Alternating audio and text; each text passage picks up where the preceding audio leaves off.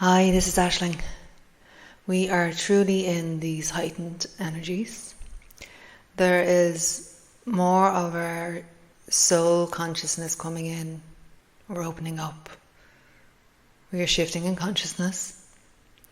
There may be a sense of that, I'm sure you heard that phrase, the dark night of the soul. And it's not just a one-time occurrence, as is our evolution. There are continuous consciousness journeys that we move through.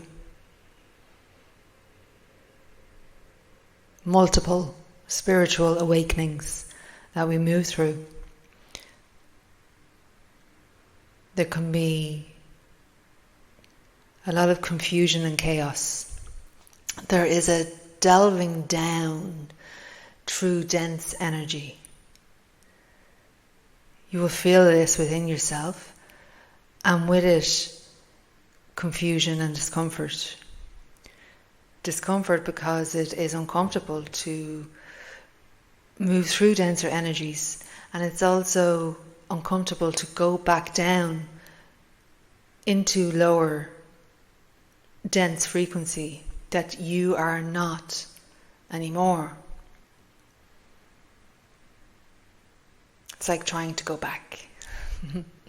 Had this conversation with a soul friend recently. I've tried a couple of times to stop this journey, to go back. There's no going back. And I've tried, and it's really uncomfortable. So, lovely lesson in it. And maybe you need to move through that experience. We don't know until we experience. But if you've experienced and you've moved through it, take the lesson, let it go. Emotions may be chaotic. Your world around you may seem chaotic, confusing. Others may be acting in old ways. Why? Why are you witnessing this? Two of those reasons. One, because you have delved back down into a dense, lower frequency, and that is where those old ways are.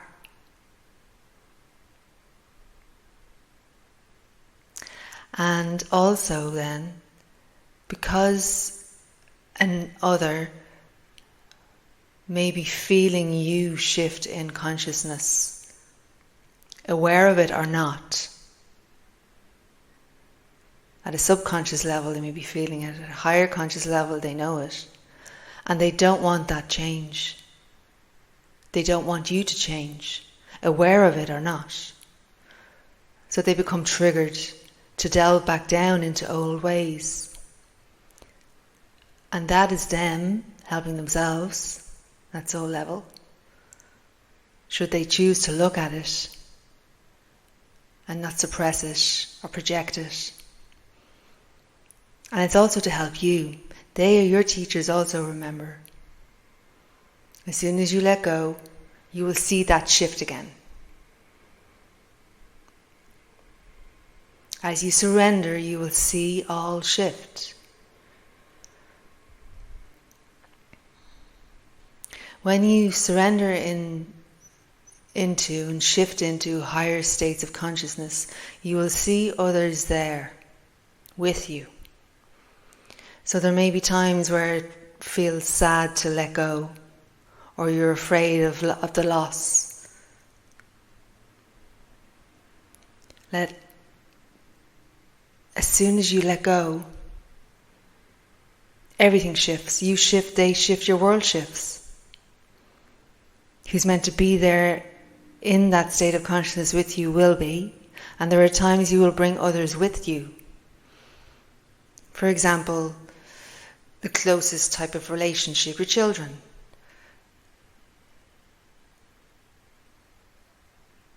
They're not just going to disappear from your life, most likely. There are times that happens with people, of course. But you're allowing and doing and being all of this to help yourself and to help others. So those who are meant to will shift there with you. And there are times that, like I say, there are those who won't. Usually people at more of a distance will just disappear. If you surrender, it's an easier process for all.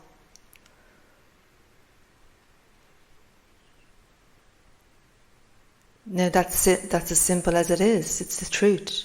And saying that is simple. And it can be easy, yet it doesn't always feel that way.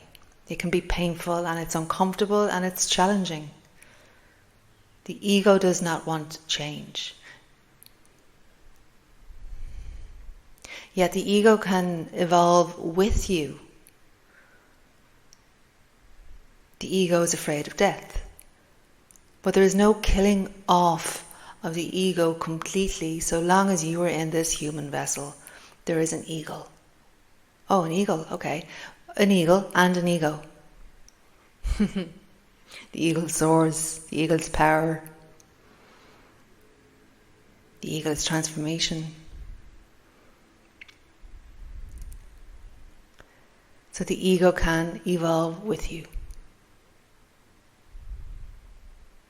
We are human, and those of us who are sensitive and are highly sensitive feel everything and will continue to feel. Yet that evolves too. You become stronger inwardly.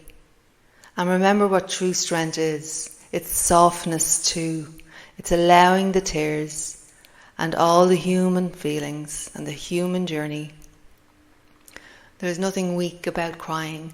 Big boys do cry, and they should cry as much as big girls should too. Suppressing makes you sick. That's all suppression. Don't suppress the spirit. Don't suppress the human. Truly remember, you can't have one without the other. Yet a majority of humans will do their best to do just that. And why? Separation. To separate the self. Conditioning, programming, fear. All sickness, all imbalance comes back to spirit. Work on that deeper aspect of yourself and you will be in balance and in wellness. Yet, do you want to be? These are tough truths. You can ask yourself.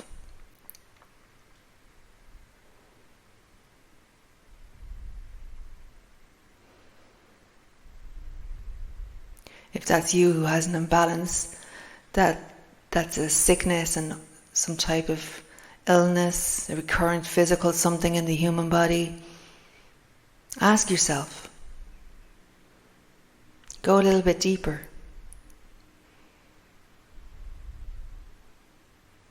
There's nothing to fear. The spine, for example. We all have a spine. It's connected to so much.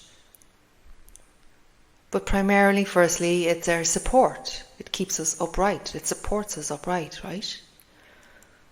Look at the amount of spinal issues in the human body, in the Western world in particular. Yet within humanity. A world, the Western world, where spirit has been suppressed and separated. I've had spinal issues. After apparently losing my support in life. The spine fell apart.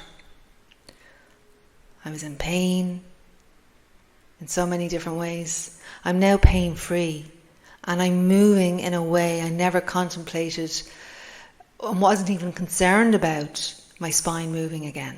All I wanted was to be pain-free. Powerful healing is possible. I allowed it all. I was moving through the inner work.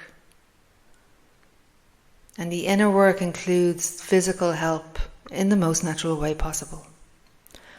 There are times that silence, quiet and rest are necessary. And there are times to take action, that divine action. Sometimes it's a light action, a little action. Sometimes it's a more powerful, stronger action. Always in balance, always in knowing. You always know which and when. When you take the quiet time, when you take the action. And you know when to take the action when you take the quiet time. There's a lot happening through sleep state or dream space. Whether you remember it or not, it's happening. And that can also bring confusion in your waking life. A lot happens when you go to sleep. The natural restoration that the human body moves through on all levels. There can be some deeper healing that happens as you sleep, aware of it or not. And there can be a natural upgrading occurring for some. There are many other lives coming in, coming up. And this can bring confusion. More so when it's remembered. But it can still bring confusion if it's not remembered on waking back up. Come back into presence. Be present. Be in the moment. Come back into and be with the breath. Connect the breath and the body. Ground yourself in the present moment. Get into nature, sit in nature, walk in nature. Connect with the breath outdoors. Connect breath, body and nature. Over and over again, because you'll need to continuously, consciously come back into balance often throughout the day, not just daily, often throughout the day in heightened energies like these. And connect and reconnect with your creative side.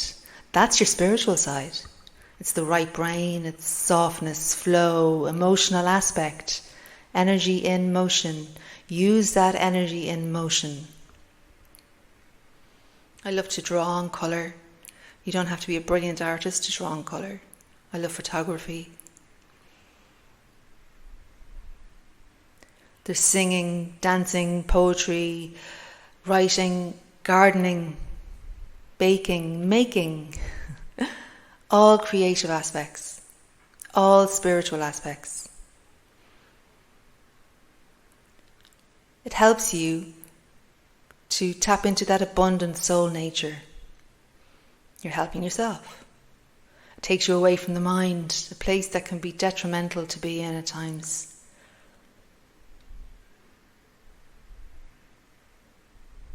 There's a whole lot included in these consciousness journeys that we move through. Use all your tools.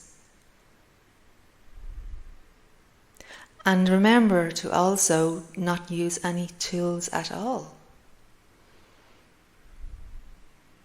Tools are an aid to help us.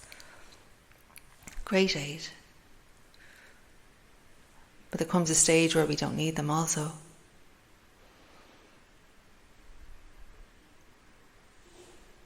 Be loving and caring and kind to and with yourself. And then you can be that with others too. That's also your spiritual side. Namaste.